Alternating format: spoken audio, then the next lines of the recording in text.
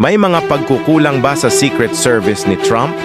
Iniimbestigahan ngayon ang sniper shooting na ikinasugat ni Donald Trump at ikinamatay ng isang lokal na bumbero. Pangunahing tanong, may mga nalabag bang protocol ng Secret Service? Sinabi ni dating Secret Service Director Julia Pearson, napakahalaga ang pagpapanatili ng 1,000-yard na sniper security perimeter. Ngunit ang taga-baril, si Thomas Matthew Crooks ay nakaputok mula sa 150 yards lamang. Nakasugat si Crooks ng 2 pang tao bago siya ng isang Secret Service counter sniper.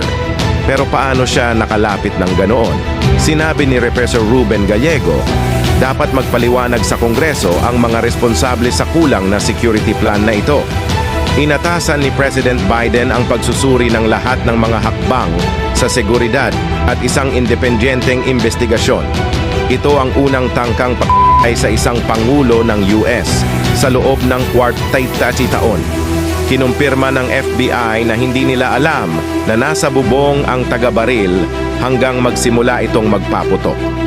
Ito'y naglalabas ng seryosong tanong tungkol sa aksyon ng Secret Service. Magkomento ng inyong opinyon sa ibaba. Huwag kalimutang mag-like, share, at follow.